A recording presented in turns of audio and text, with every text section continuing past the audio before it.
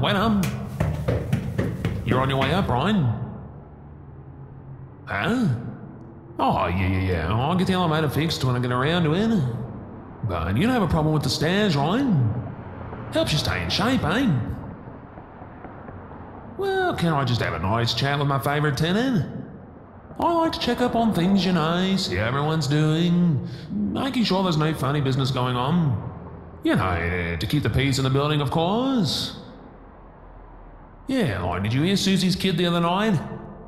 Little Rat was screaming his head off like he was dying. And it wasn't the first time either. Yeah, well, if she can't shut him up, I'll put her apartment on the market. Single mama, she'll be fine. If she can pay rent here, she can pay perfectly fine somewhere else as far as I'm concerned. Somewhere with thicker walls. So, hey, there was a guy who came around the other day. He was a little dude, a little funny looking, with a hat and tie. He was asking about you. Oh, I don't know, I never asked his name. Yeah, but he wanted to talk to you. He wouldn't say what about. He went to your place of work, but you weren't there. Said you were working in some kind of a lab, as it were. Chemical something? Special chemical agents researcher, eh? Oh, okay, got him. Well, anyway, it must be really nice for you, working in a fancy lab like that, living the good life on your Harvard money and all. Oh, don't be modest now. Do you expect me to believe you don't make the big bucks at that job? Now, I know you smarty types. You rake in the good salaries, sitting in a room, playing with test tubes. I have the internet too, So I was thinking, since you make so much, I think you could chuck a little more money my way for housing you so well, eh? Oh, that's not fair. Life isn't fair, darling. And let's be honest, the way I treat my tenants, the way I'm taking care of you, you're damn lucky I'm giving you such a good deal. Now, you're gonna start being grateful and pay up. Or you could camp out on the lovely streets, eh? I'm sure the locals would welcome you with open arms. Well, if you insist you don't have any more dough, maybe we could come to some other arrangement.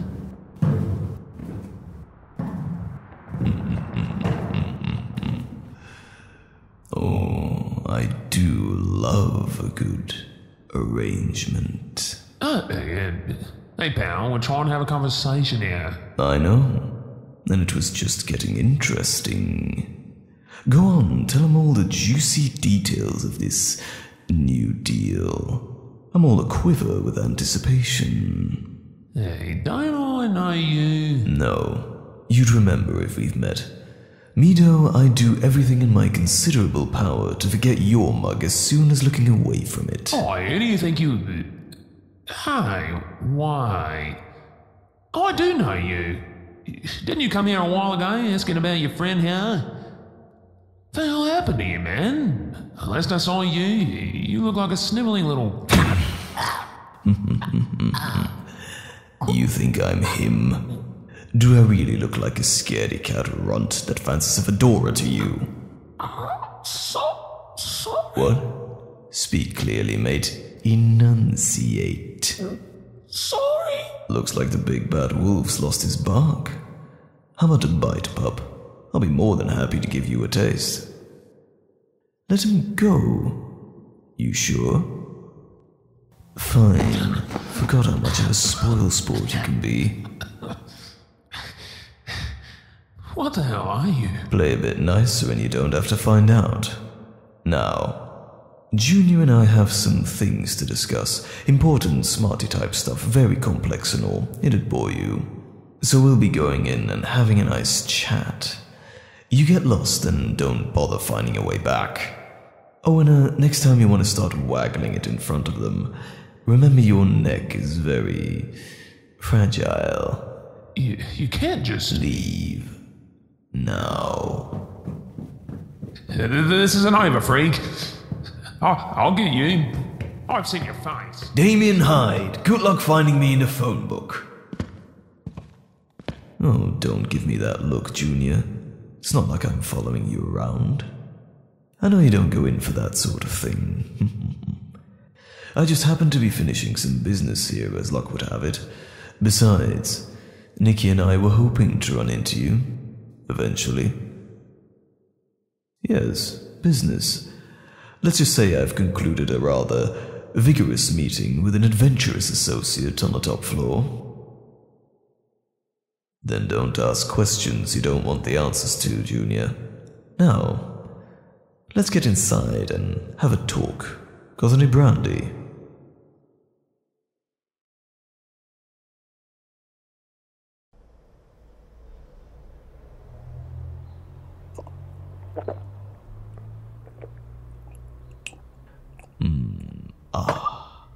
Not bad. Also, not a bad place you've got here, Junior, considering you haven't been given the best canvas.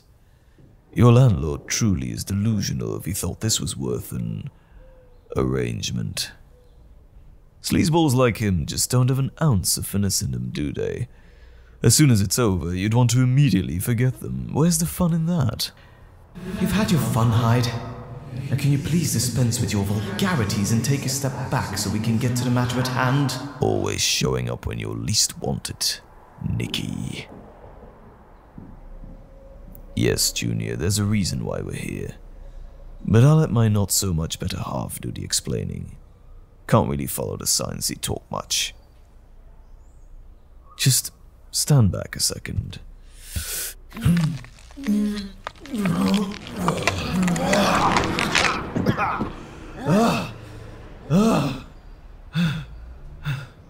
How many times have I told you, Hyde? Take it easy when you turn. It doesn't have to be painful for either of us if you just...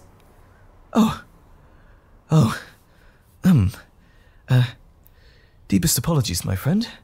I had hoped that, after all these years, our reunion wouldn't be quite as unpleasant as it was. So, it's been such a long time, hasn't it? You've changed a bit since last we parted ways, so, unceremoniously. Wait. Before you speak, I owe you another apology.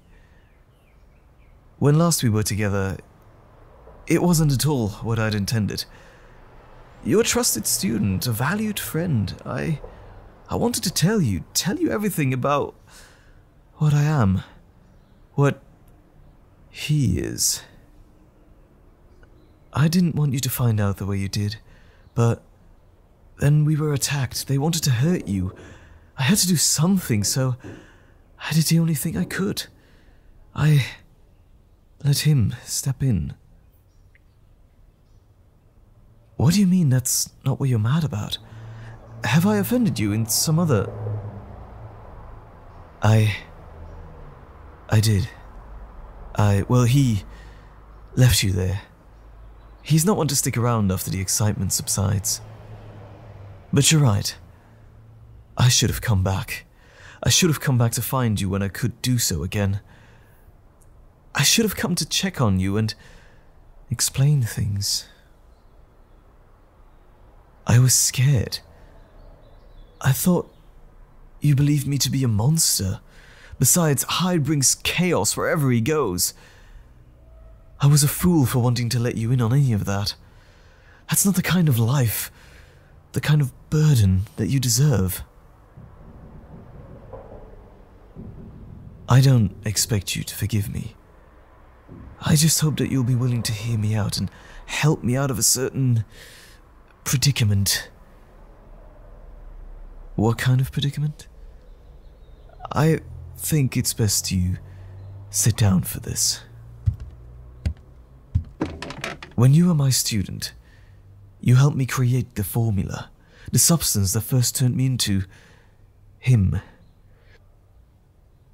Your assistance and input was of immeasurable value, but back then, I was so involved, so exhilarated by what we were set to accomplish, that I ignored your warnings. Do you remember, all those years ago in the lab, you voiced several concerns, one of which was of one of the catalytic agents? Yes, indeed. You mentioned that you noticed an irregularity in its own production, one that could eventually cause an inconsistency in its potency. The theory was that that very inconsistency could potentially, maybe over some time, cause an erratic and spontaneous change within the formula itself.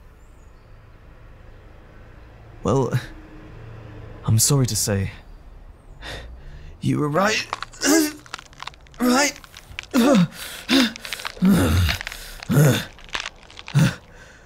Sorry, Junior. Sometimes even thinking about it can trigger unwanted effects.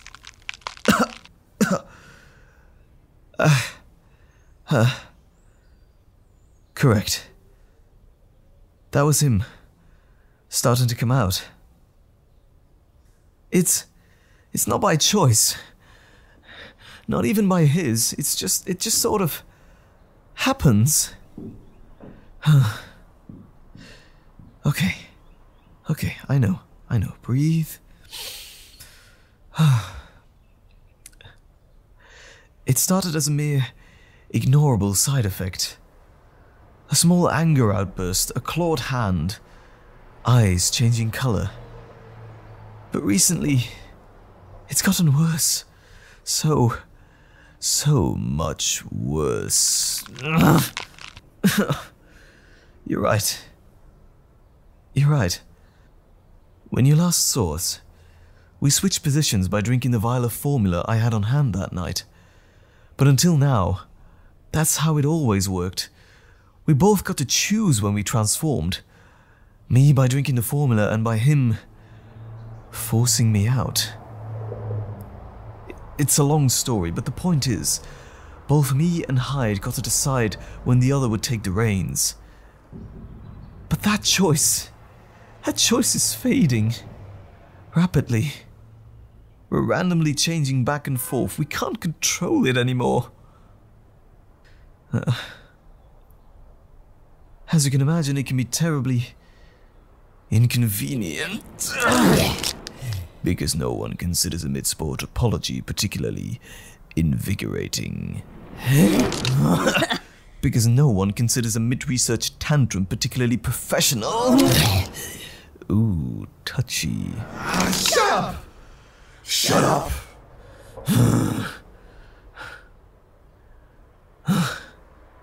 Oh, sorry. Sorry, my friend. Well, you can see how it's affecting us, I suppose. Yeah, I would like some water, thank you.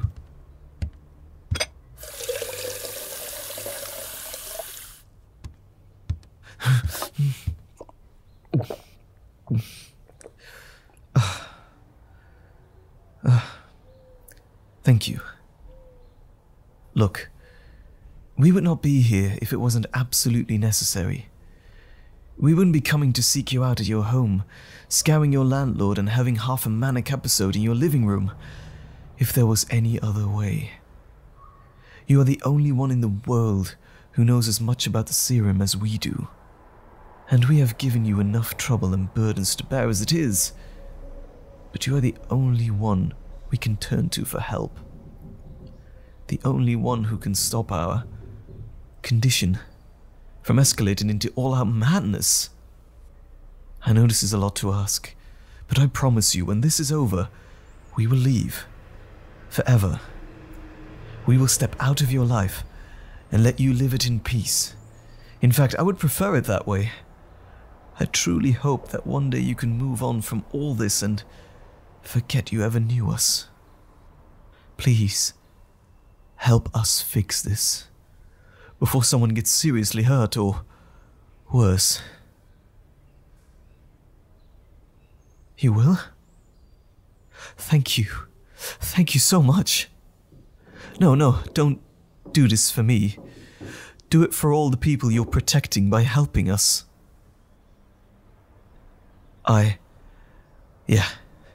I have a place where we can work. A private lab on the outskirts of the city.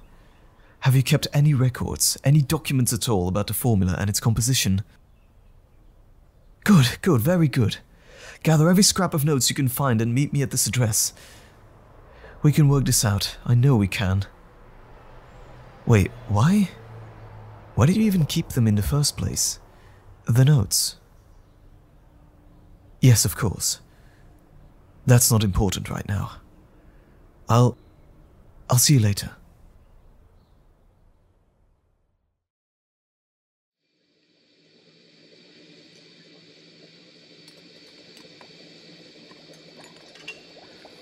Okay, the compound is almost finished resonating. We should try to test it in a minute. Well, there isn't much we can actually do to properly try this before I take it. I don't exactly have a lab rat with a hide of their own. We're going to have to trust the new formula with your alterations. I'm still surprised at how fast we were able to put it together. You've been thinking about it? What do you mean exactly? Has our previous meeting been on your mind as well? Oh. I'm sorry it's bothering you so.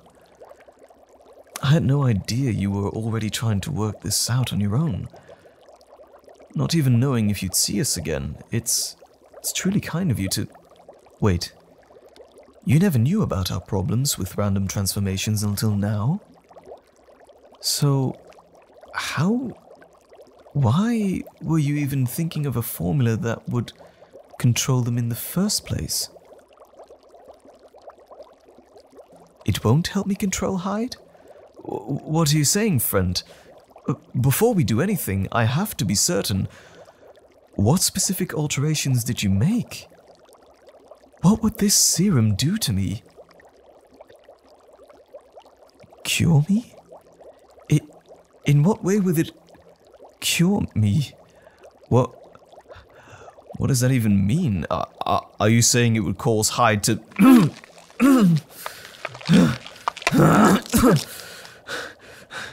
You were trying to turn me back to the way I was. To truly bury Hyde in the dark corners of my soul. I didn't mean... Hyde! No! Didn't mean it! I can't stop him. Run! Run! Junior. You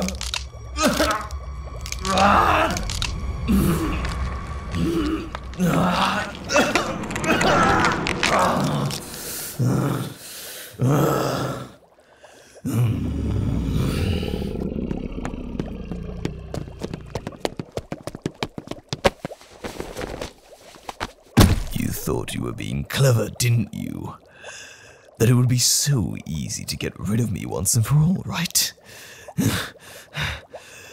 Make sure the first night we met never happens again.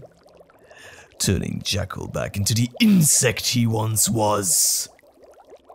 Think again! Have you even been listening? I am Jackal. And he is me. I see what he sees. I know what he knows. His thoughts are my thoughts. His wants are my wants. I'm just the one with the balls to take what he wants. And you thought this is what he wanted? To get me out of his head? Go back to the life of a small-town doctor? Listen to me carefully, you snot. He wants me to be here. It's his wants that created me. His whole reason to exist is to be who I am. And I will not let you trick Nicky into doing something neither of us wants. I'd much rather just do him the favor of killing you myself. Hyde, stop. This isn't what I want. Nicholas, for once, let me do this. You'll thank me later. They simply could have misinterpreted my words, or maybe thought there was a hidden meaning behind our request. You don't know everything, so just... They tried to get rid of me and turn you back into the sad runt you were. And you still defend them? There must be a perfectly reasonable... Enough. Nagging. Enough. It would be harder for you to nag over a corpse anyway. Theirs? Or ours? You don't have the balls. Cowardly little Nicky always plays it safe. Never once taking the risk. Then explain your existence. You are inevitably a part of me. A part of me I allowed to become manifest. You know and remember exactly what I can do, because it is me that allows you to come out to play. You will put them down.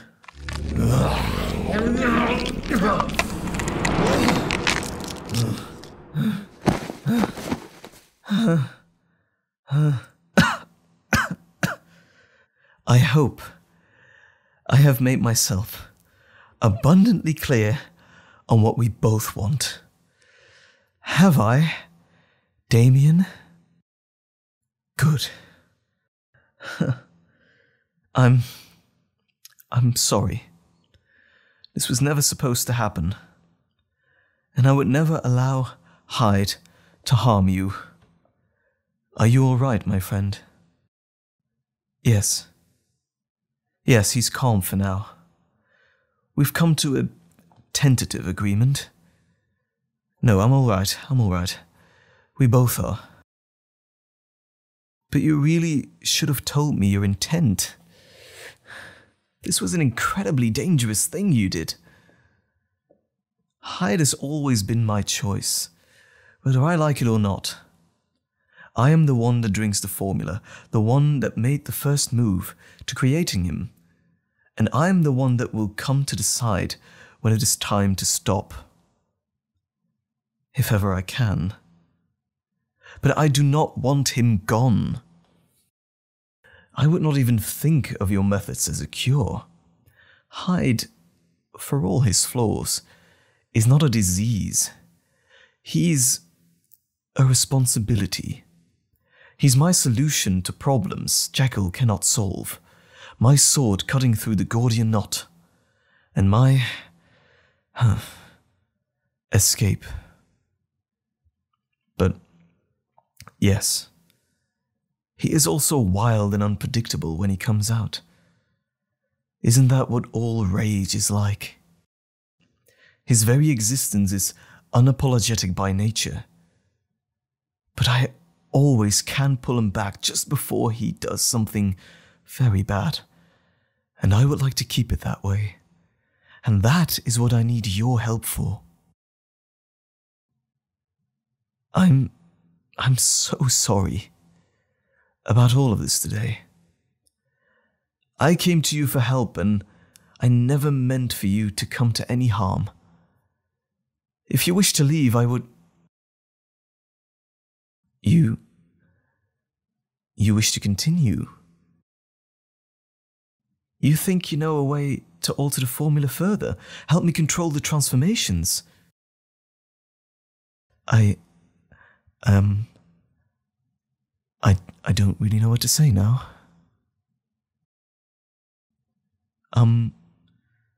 Thank you. This means everything to me.